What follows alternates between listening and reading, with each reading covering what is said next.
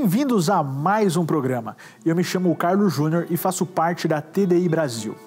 E, gente, hoje nós vamos falar sobre ciência, sobre filosofia e até mesmo teologia, que é parte das implicações da teoria do design inteligente. Então, nós vamos conversar um pouco mais sobre a origem da vida. Se você tem curiosidade em entender um pouco mais sobre os fundamentos para a origem da vida, assista ao nosso programa de hoje. Então, fica ligado, porque o Alinhando os Ponteiros acabou de começar.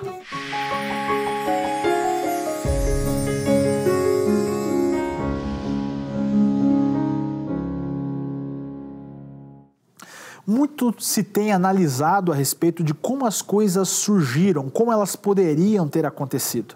As nossas origens têm sido motivo de muita conversa, muitos diálogos, até mesmo muitos debates dentro da história. Desde que o homem é homem, sempre houve a dúvida sobre como nós surgimos, como aconteceu as coisas e qual é o fundamento para a origem da vida. O que nós podemos usar como referência e argumentação para dizer e descrever essa possibilidade. E isso é muito interessante. Então, uma coisa que eu acho muito bacana que nós vamos falar sobre isso, o Dr. Michelson Borges, ele que é jornalista, e como um bom jornalista, ele quer descobrir os acontecimentos. E dessa vez, ele quer falar sobre a origem da vida. Então, ele coletou essas informações e ele vai estar fazendo uma apresentação para vocês sobre o fundamento para a origem da vida, para que você compreenda um pouco mais através dos relatos dentro da ciência, da astronomia e até mesmo da biologia, para como as coisas puderam estar acontecendo como elas estão e como elas surgiram. Então isso é muito fascinante. Então daqui a pouco eu volto para falar com vocês. É com você, Michelson.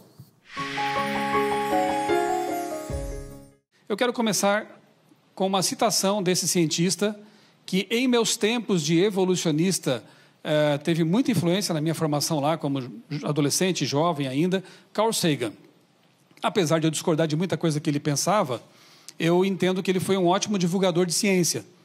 E nós precisamos fazer isso, né? Nós que somos defensores dessa causa da TDI, nós temos que enveredar também por esse caminho da divulgação científica, né? Não só produzir conteúdos. E eu entendo que estamos numa fase bem interessante, em que muitas portas têm se aberto aí, né, para a divulgação, e aproveitemos essa oportunidade. Alguns aqui têm aproveitado muito bem. No livro Cosmos, a gente encontra ali conceitos bem interessantes, mas o que eu quero citar agora é do livro O Universo, o Mundo Assombrado pelos Demônios. É um outro livro de Sagan, que escreveu vários livros, em que ele diz o seguinte, e com isso eu concordo 100%. Se houvesse ampla compreensão de que os dados do conhecimento requerem evidência adequada, antes de poder ser aceitos, não haveria espaço para a pseudociência. É isso mesmo. Concordo totalmente com Carl Sagan nisso aqui, né? Então, memorizem essa expressão que ele usa ali. Evidência adequada.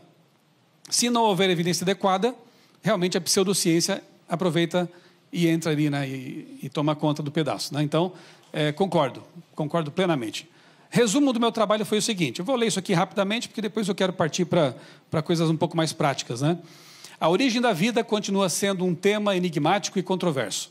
Estudos recentes têm questionado as hipóteses que fundamentam a viabilidade de fatores abióticos para o surgimento, a manutenção e a evolução da vida no planeta, considerando os inúmeros fracassos nas simulações. Nesse sentido, verifica-se a crescente retomada da teoria cosmogênica ou panspermia cósmica. Essa ideia de que a vida veio, não surgiu aqui, veio de fora, veio do espaço, certo? Cujas propostas avaliam a possibilidade de o início da vida ter ocorrido em algum lugar no espaço e, posteriormente, precursores da vida, ou os cosmozoários, terem chegado à Terra a bordo de meteoros, asteroides ou planetoides. Né? Essa é a ideia, ok? Eu vi que alguns já estão rindo aí, né? Mas eu levei a sério o assunto, tá? Não tratei como... Foi uma análise científica. O propósito desse trabalho, desse estudo, é analisar por meio de revisão de literatura o contexto no qual a hipótese cosmogênica teria sido resgatada. Por que está voltando? Ok? Considerando a complexidade dos aspectos bioquímicos da vida.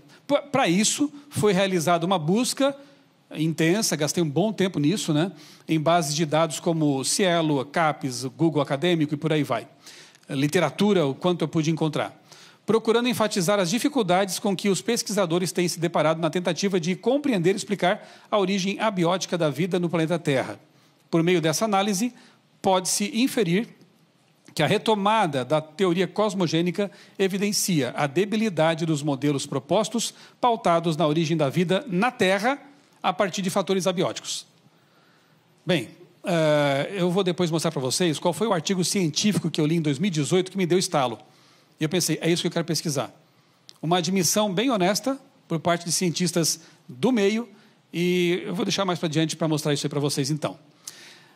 Uma breve história aqui das tentativas de explicar a origem da vida a partir da não-vida, como se fosse possível, né? Década de 50, começa lá com o famoso experimento de Urey Miller, vocês devem conhecer, né?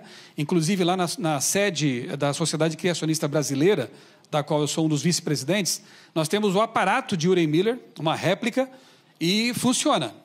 Mas funciona de que jeito? Obtém-se o quê ali, né?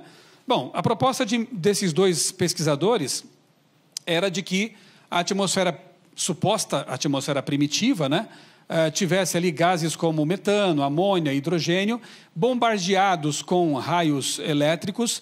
De fato, eles formam ali alguns aminoácidos, só que L e D, o pessoal da química aí sabe, né, levógeros e destrógeros. Só que nós somos formados por um tipo só desse aí. Alguém teria que selecionar esse negócio e dispensar o restante. Mas tem mais problemas, não é só isso não, tá?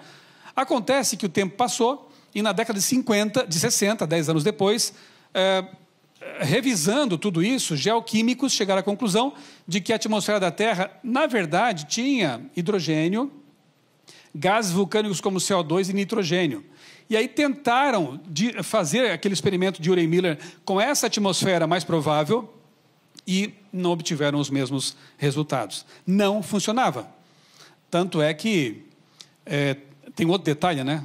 Voltando a Urey Miller, à medida que esses aminoácidos iam sendo formados, alguém tinha que ir lá naquele balão de vidro e tirá-los dali, porque os mesmos raios que os formavam, os degradavam, destruíam.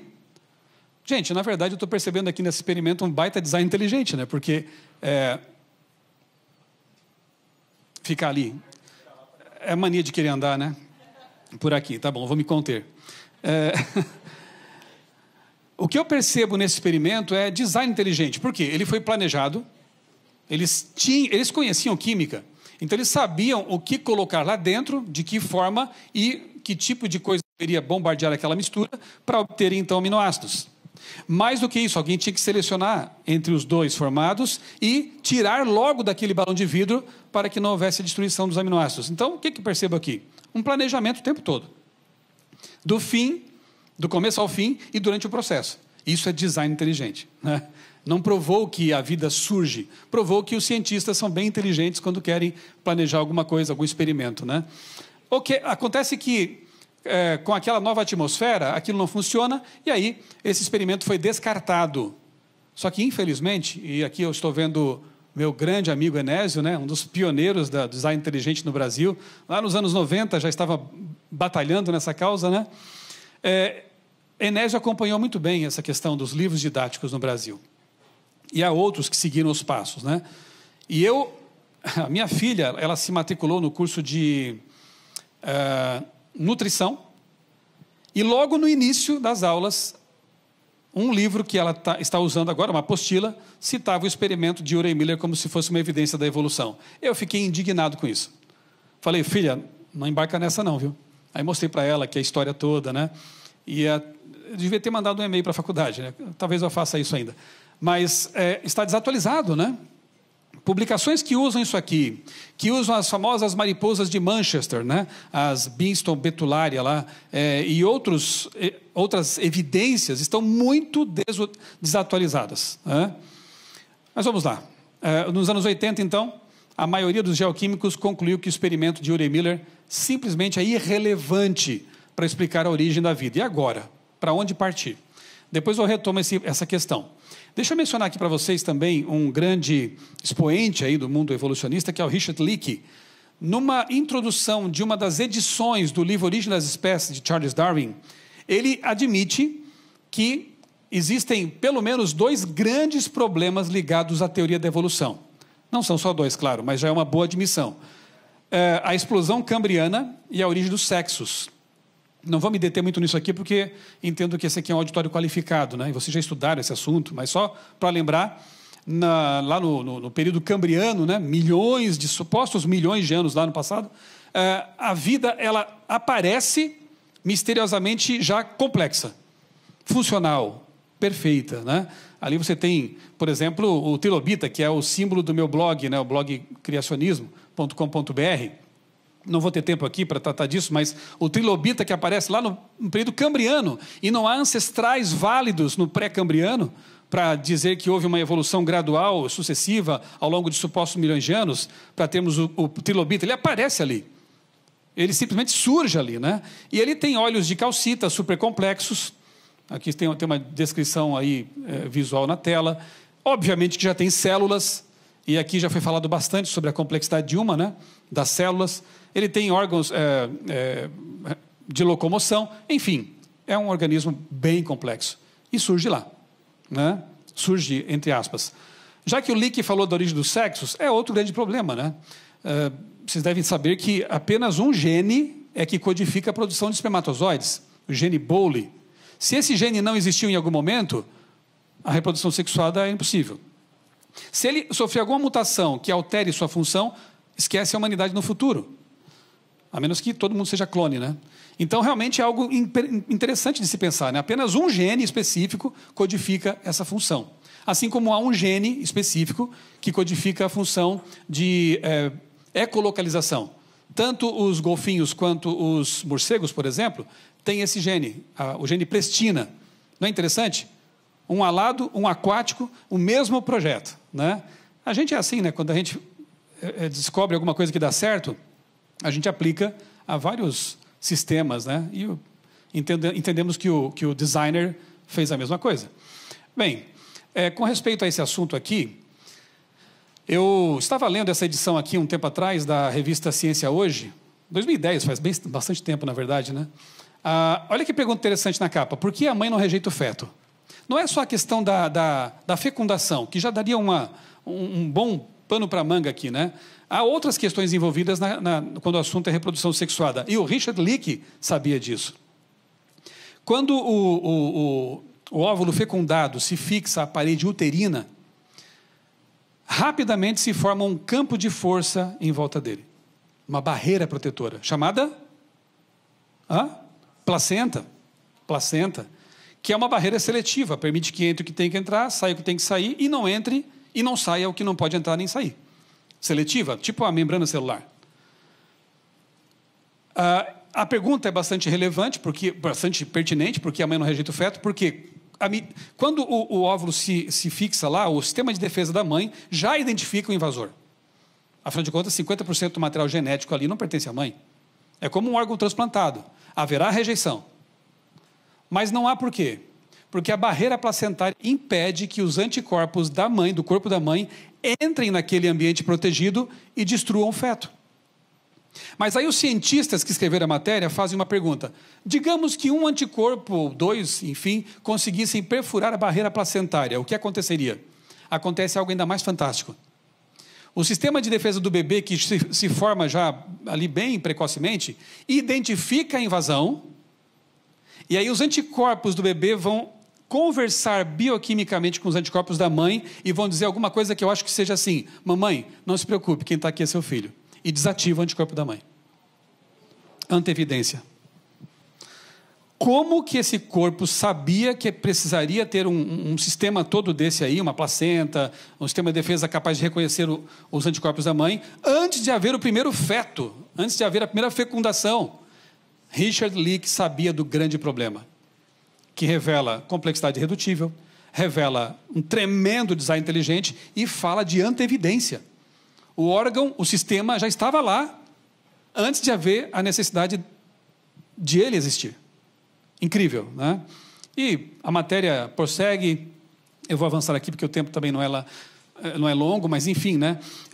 O leite materno, o alimento perfeito, né? E vocês sabiam que eu tenho 3 filhos, né? Sou obediente, 3 filhos, crescer e multiplicai-vos. E 2 meninas e um menino. O leite materno, ele se ajusta ao tipo de sexo. do menino ou menina. É interessante demais. Se é menina, a dosagem de cálcio é maior, por exemplo, só para citar um exemplo. E como explicar isso, né? Essa adequação levando em conta se vai ser menino ou menina. É algo incrível, fantástico, né? O inibidor da secreção de tripsina pancreática é encontrado em níveis altos no colostro, aquele primeiro leitinho que sai para o bebê se alimentar, que tem também anticorpos, enfim, né? Uma descarga ali de nutrientes fantástica. Essa substância ela está em níveis baixos no bebê e ele precisa dela para preparar o seu organismo para receber depois alimento, outros tipos de alimento. E já vai ali no leite esse inibidor da tripsina. É incrível, né? E tantas outras coisas poderia falar sobre isso. Aqui eu acho que já falaram muito sobre essas questões e vão falar ainda, eu vou deixar para outros também, mas, por exemplo, ali as organelas, né? Ribossomo, que costura os aminoácidos, produzindo as proteínas. Só para você ter uma ideia, ó, o ribossomo ele produz 20 blocos por segundo, costurando ali rapidinho, 20 blocos por segundo. A máquina molecular artificial, desenvolvida pelos seres humanos, mais moderna e eficiente, produz 4 blocos a cada 12 horas. Compare a eficiência. E o ribossomo não é coisa da tecnologia de ponta. Já está por aí há alguns milhares de anos, né? E ele trabalha bem, obrigado, desde então, né? Podemos fazer outras comparações aqui, quem sabe... Vocês acham que uma hidrelétrica revela design inteligente? Sim ou não? É claro que sim, né? Por exemplo, aqui é Itaipu, né? Vejam aí as tubulações, as turbinas, coisa fantástica. É preciso que haja ali computadores, né, muito eficientes, monitorando tudo. Essa é Itaipu, parabéns, né, para os que criaram. E o que faz uma hidrelétrica? Basicamente, transforma uma energia não muito útil numa energia bem útil. No caso aqui, aproveita a energia cinética da água, do movimento da água, e transforma em energia elétrica. Que bom, ótimo. Para nós, a energia elétrica é bem melhor do que a do movimento da água. Ok, beleza. Agora, pensa na mitocôndria. São mini Itaipus, digamos assim, né? Ela transforma também um tipo de energia estocada, né, na forma de açúcar e gordura em adenosina trifosfato. A mesma lógica. Pega um tipo de energia não tão boa e transforma numa ótima para a gente funcionar. Ok? O ATP. Bem, olha só a comparação. A Itaipu, gigantesca como é, tem apenas 20 turbinas. A mitocôndria tem milhares de turbinas e cada célula tem milhares de mitocôndrias. Nós temos trilhões de células. Então, quantas turbinas temos dentro de nós agora? Vocês têm, e eu também, aí funcionando para a gente existir, pensar e fazer tudo o que a gente faz. É um número incalculável, né? Então, se você se maravilha com a Itaipu, olhe-se no espelho e maravilhe-se mais ainda, né? Porque não tem nem comparação. Outra coisa interessante, infelizmente, boa parte da energia gerada pela Itaipu e por outras centrais de produção de energia elétrica se perde nas linhas de transmissão em forma de calor, se perde. No nosso caso, também há uma perda, aspas na palavra perda, de 50%. Puxa, mas que coisa ineficiente! 50% da produção de energia do nosso corpo se perde? Não, não se perde. Essa energia é aproveitada para gerar os 37 graus Celsius que mantêm nossas reações bioquímicas funcionando bem, obrigado. Não se perde nada aqui. Lá se perde, aqui não. Nós precisamos dessa temperatura para que haja funcionamento do metabolismo, por exemplo. Então, é incrível, né? Nada se perde aqui. É um projeto realmente muito bem feito. E o que dizer desse órgão aqui, hein? 1,5 kg de matéria mais complexa do universo. É tão complexa que nem se entende bem ainda. Ele pensa sobre si mesmo e ainda não chegou a muitas conclusões, né? Veja só, eu vou citar aqui uma fonte, entre aspas, insuspeita, né? Para não dizer que eu estou puxando a sardinha para algum lado, né? Um livro da Publifolha, Folha de São Paulo. Como funciona o cérebro? Veja que muitas vezes, quando tratam de coisas muito complexas, mesmo aqueles que não aceitam a TDI, se traem naquilo que escrevem. É o caso aqui. Citando o livro, o cérebro é o objeto mais complexo que o homem conhece. Concordamos. Dentro dessa massa aparentemente grosseira e disforme, há o maior projeto de design já visto. Ora, decidam, né?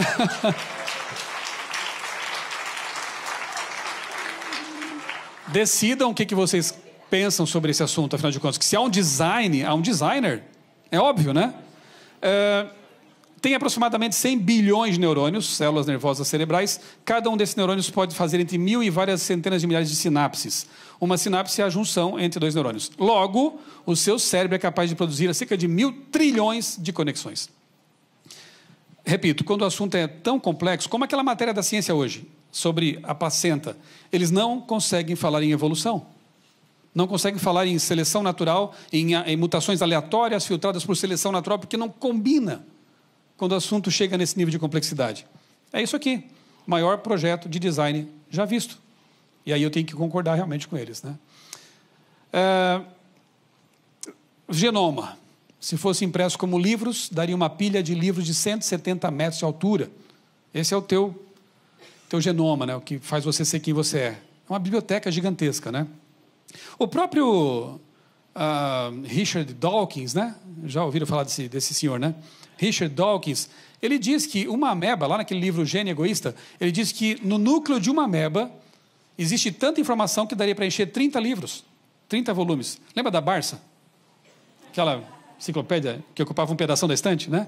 Hoje, com o aplicativo, a gente não tem mais muita noção do volume de informação. Mas se você pensar numa Barça, você vai ter uma ideia, né? Pega tudo aquilo lá, zipa, encripta e coloca no núcleo de uma ameba. E aí eu brinco dizendo assim, se alguém chamar você de ameba, fique feliz.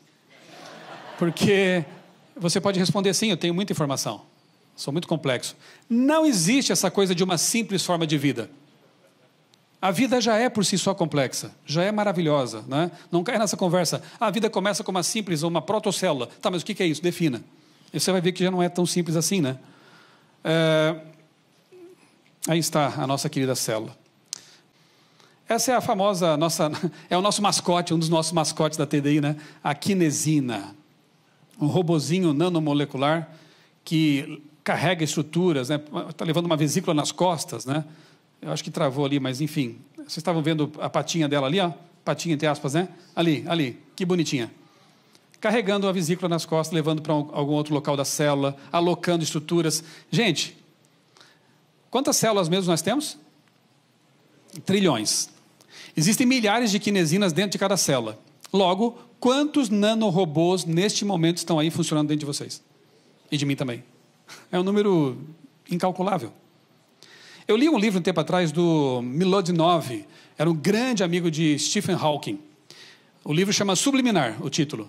E esse cientista russo diz que 70% do processamento cerebral é automatizado. Que bom. Porque se você tivesse que agora pensar assim, olha a quinesina do dedinho do pé, leva essa vesícula para o lado esquerdo da célula que está precisando lá. Ou então, bate o coração, não para. Eu quero ouvir a palestra, mas não para de bater, por favor. Ou então, pulmões, diafragma, funciona aí, viu? Você está respirando agora, você não sabia, você estava até desatento para isso, agora você lembrou que respira. Você dorme e tudo isso funciona. Porque 70% do processamento cerebral é automatizado. Não é bom demais isso?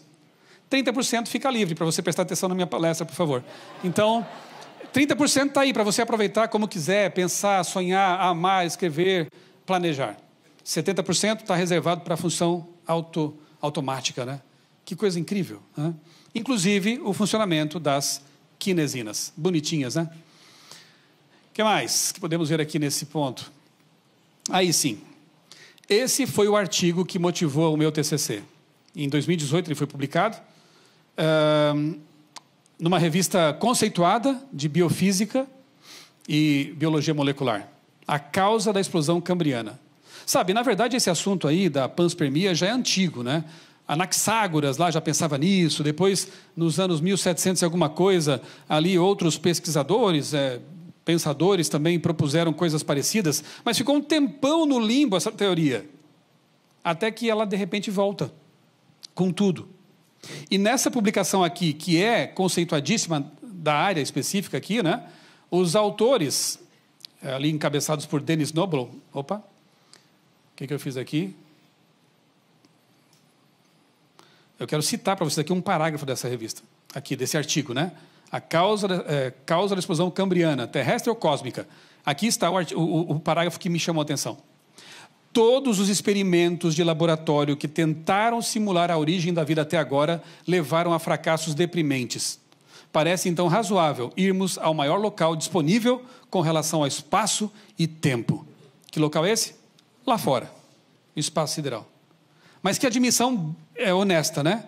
Todos, desde 1950, lá com Urey e Miller, todos os experimentos de laboratório até agora tentaram simular a origem da vida a partir da não-vida, deram em fracassos deprimentes. Estou citando o pessoal lá, fracassos deprimentes. Então, eis que surge de novo aí essa teoria que para mim é jogar batata quente para fora. Não consigo lidar com isso, joga fora, joga para fora. Lá fora, quem sabe a coisa possa ser explicada. E como é que funciona isso? Eu vou simplificar e... eu vou... Não foi para... por isso. Eu estava sem pré-requisito para entender. Porque assim, alguns pontos aqui foram planejados para arrancar uns risos, né? Mas esse aqui... eu pensei, deu tão certo assim, né? Isso é extremamente fascinante. Quando nós entendemos sobre os fundamentos para a origem da vida, nós ficamos surpresos, porque a vida por si só já é algo extremamente fantástico, complexo, específico, é algo que nos faz transbordar de ansiedade em compreender como aquilo poderia ter se originado. Então, quando nós entendemos que a origem da vida não poderia ter surgido através de processos naturais, através de um acaso absoluto, o acaso não gera nada, ele não cria nada, ele não fundamenta nada. Apenas uma mente inteligente, um ser de extremo poder, de consciência, um arquiteto que poderia ter organizado e montado as coisas como elas são. Isso é o mais fascinante. A origem da vida não poderia ter surgido através de simples modificações ao tempo e ao acaso, mas ela deveria ter, como toda música, um músico, como toda lei, um legislador, como toda poesia, um poeta. Isso é o fundamental. Então sempre se lembre disso. É muito importante que você compreenda que a origem da vida, assim como qualquer composição, como qualquer circunstância ou criação, ela necessitou de alguém por trás para projetar e organizar. Porque se nós estamos vivos, se nós conseguimos entender e compreender, nós conseguimos analisar tudo em volta, é porque hoje nós conseguimos visualizar a possibilidade de um designer, alguém que tenha projetado tudo. Se você gostou desse vídeo, não se esqueça de deixar o seu like, compartilhar caso você esteja no YouTube. E muito obrigado pela sua audiência, muito obrigado pelas vezes que você assistiu o nosso programa. O Alinhando aos Ponteiros do sábado, ele é inspirado nas questões científicas e tem sido cada vez mais trazendo esses argumentos e mostrando para vocês a historicidade científica com base na história, na filosofia e na teologia. Muito obrigado e até o próximo Alinhando os Ponteiros.